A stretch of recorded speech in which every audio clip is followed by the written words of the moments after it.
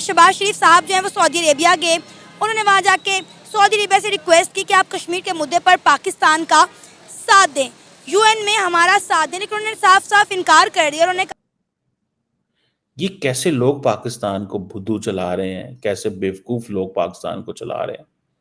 तो उन्होंने एक तीर से दो शिकार करने की कोशिश की है। यानी क्यों वो इंडिया के साथ काम करना चाहते हैं, क्यों मोहम्मद बिन सलमान ये समझते हैं कि हमें इंडिया के साथ काम करना चाहिए। भाई इंडिया के अंदर उनको कोई इस तरह गालियां नहीं देता। सऊदी अरेबिया ने यह कहा है कि इंडिया जो है वो फैसला करेगा, इंडिया के साथ मिलकर पाकिस्तान को बैठकर बातचीत करनी चाहिए और इंडिया जो कहेगा फैसला वही होगा। क्या इंडिया जो कहेगा फैसला वही होगा कश्मीर का? हाँ, इंडिया जो कहेगा वही होगा। हाँ, वही होगा ना, वही होगा। मान गए आप? हाँ, यही तो प्रॉब्लम है कि आप सऊदीज और चाइनीज को कह देते हैं कि हम आपके पैसे जल्दी प्रायोरिटी बेस पे कवर करेंगे। आज से आपको जो इग्नोर नहीं कर सकते कि जो इंडिया है वो इस वक्त दुनिया की मेरे ख्याल में दूसरी बड़ी इकोनॉमी इस वक्त बनने जा रही है। तमाम दुनिया से बड़े बड़े इन्वेस्टर जो है वो इंडिया में जा रहे हैं इस वक्त। ठीक है। जय हिंद दोस्तों पाकिस्तान आज के समय पूरी दुनिया में इतना अकेला देश बन गया है कि उसे दुनिया का कोई भी देश भारत के खिलाफ समर्थन नहीं दे रहा है कि आज हमारे शहबाज शरीफ साहब उम्रा करने के लिए सऊदी अरेबिया गए हुए थे। सऊदी अरेबिया में गए और उन्होंने हमारे MBS से मिले, मोहम्मद बिन सलमान से। मोहम्मद बिन सलमान से मिलने इससे पहले बता के गए थे कि भाई तकरीबन $50 बिलियन की इमदाद मिलेगी पाकिस्तान को। 50 बिलियन तो नहीं मिल सकी, उसमें से एक जीरो माइनस हो गया, $5 बिलियन की इमदाद लेके वो आए हैं। और सऊदी अरेबिया ने इसके अलावा एक कश्मीर के मामले में एक बहुत बड़ा बयानिया दिया है। उन्होंने ये कहा कि कश्मीर का मसला पाकिस्तान और इंडिया का है और इंडिया बैठकर इस मसले को सॉर्ट आउट करेगा। क्या कहना चाहेंगे, कितने रिलेशन हमारे मजबूत हैं सऊदी के साथ या फिर इंडिया के साथ मजबूत है?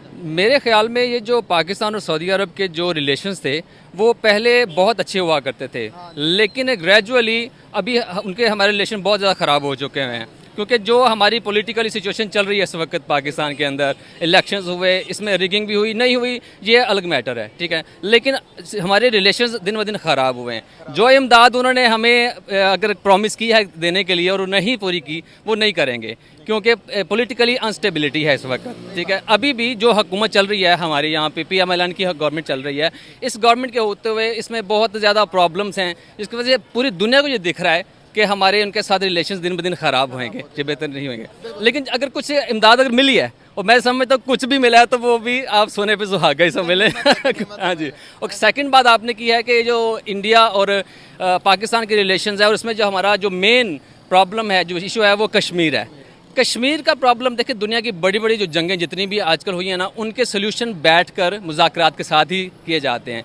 मैं समझता हूं कि पाकिस्तान को ये चाहिए कि इंडिया के साथ एक टेबल पे बैठे। अब दरअसल पाकिस्तान में आज के समय इस बात पर चर्चा चल रही है कि सऊदी अरेबिया और यूनाइटेड एमिरेट्स अरब जैसे जो हमारे मुस्लिम ब्रदर हैं, जो कि एक समय पर पाकिस्तान पर पैसों की बरसात करते थे, तो वो आज पाकिस्तान की तरफ अच्छे से देखते भी नहीं है। पाकिस्तानी कहते हैं कि अगर हम अपने मुस्लिम ब्रदर सऊदी अरेबिया और UAE जैसे देशों को भारत के खिलाफ कश्मीर पर बोलने की बात कहते हैं तो वो उल्टा पाकिस्तान को सुना देते हैं, लेकिन भारत के खिलाफ एक शब्द नहीं बोलते। और बात केवल पाकिस्तानियों को सुनाने तक की नहीं रहती, बल्कि वो भारत में अरबों रुपए का निवेश करके हम पाकिस्तानियों के मुंह पर जोरदार थप्पड़ मारते हैं। पाकिस्तानी आगे कहते हैं कि अब हमारे मुस्लिम ब्रदर सऊदी अरेबिया और UAE जैसे देश यह बात बहुत ही अच्छे से जान चुके हैं कि पाकिस्तान एक भिखारी देश है और पाकिस्तान से संबंध रखना फायदे का सौदा नहीं है, क्योंकि अगर हम पाकिस्तान से संबंध रखेंगे तो हमें बार बार पाकिस्तान को कर्जा देना पड़ेगा और इसकी वजह से हमारा पैसा कम होगा। दूसरी तरफ भारत उभरता हुआ सूरज है, भारत पूरी दुनिया का भविष्य है, तो अगर हम भारत से अच्छे संबंध रखेंगे, भारत में बहुत ही बड़े बड़े निवेश करेंगे, तो इसका फायदा हमें भविष्य में देखने को मिलेगा और भविष्य में हम भारत से बहुत सारा पैसा कमा पाएंगे। सऊदी अरब के साथ ताल्लुकात खराब करने में उनका किरदार बन रहा है और वो ये है कि वो कह रहे हैं कि सऊदी अरब की जो हुकूमत है उन्होंने इमरान खान को हटाया था। ये वो मौका है जब भारत सऊदी अरब के बहुत करीब हो चुका है, बहुत करीब हो चुका है। और ये वो मौका है कि जब सऊदी अरब से फ़ायदे लेने का टाइम है, क्योंकि हम सऊदी अरब के साथ एक डील की पोजीशन में आ चुके हुए हैं।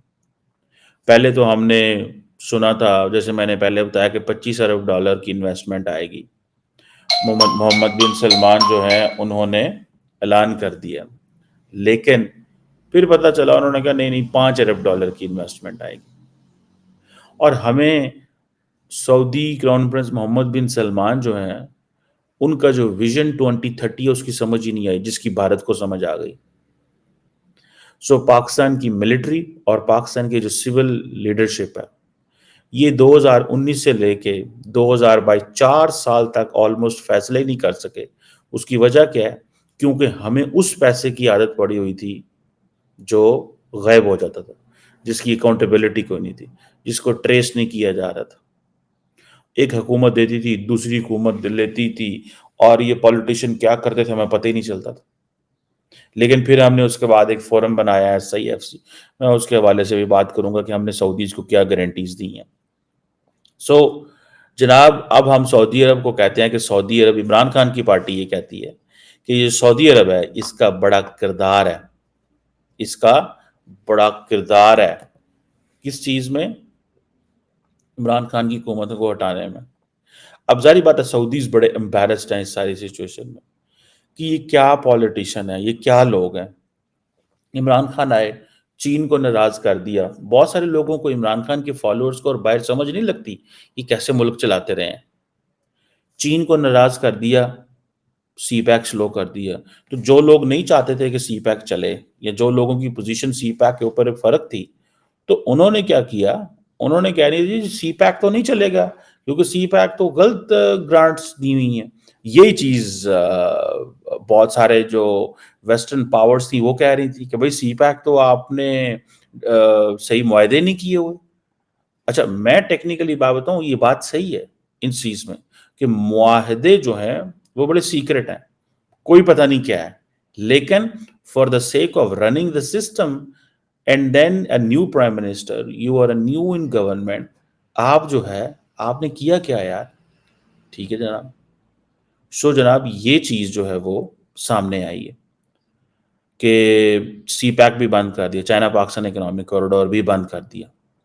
ठीक है जनाब, इमरान खान साहब के दौर में। अभी पाकिस्तान कह रहा है जी हम होल ऑफ गवर्नमेंट अप्रोच लेना चाहते हैं।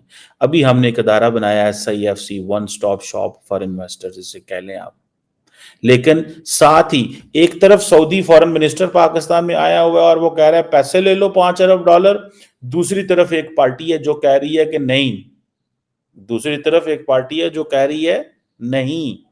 ये हुकूमत जो है, इमरान खान की पार्टी कह रही है कि ये सऊदी अरब ने तो हमारे वजीर आजम को हटाया था। कोई दुनिया में ऐसा मुल्क है जो ये कह सकता है, जहां वो सियासतदान, और वो सिटिंग मेंबर नेशनल असेंबली है, इमरान खान से रोज मिलता है जेल में जाके वो बंदा। ये कैसे लोग पाकिस्तान को बुद्धू चला रहे हैं, कैसे बेवकूफ लोग पाकिस्तान को चला रहे हैं। अभी जब हाल ही में ये सऊदी क्राउन प्रिंस आए तो हमने उनको बताया, हमारी मुझे इस चीज का पता है, 3 गारंटियां दी हमने, 3 गारंटियां सऊदी अरब को दी। पहली बात, हमने कहा जी आपकी जो प्रॉफिट रिपैट्रिएशन है ना, उसके ऊपर हम कंप्रोमाइज नहीं करेंगे, क्योंकि इस वक्त पाकिस्तान के अंदर तमाम कारोबारी कंपनियां जो बाहर से आई हुई हैं, मुझे कल किसी ने बताया एक नॉर्वेजियन कंपनी भी जा रही है। वजह, they can not take back profit, bank पैसे नहीं देते। ठीक है जी, क्योंकि जो जिन लोगों के प्रॉफिट पेंडिंग पड़े हुए जो लेके जा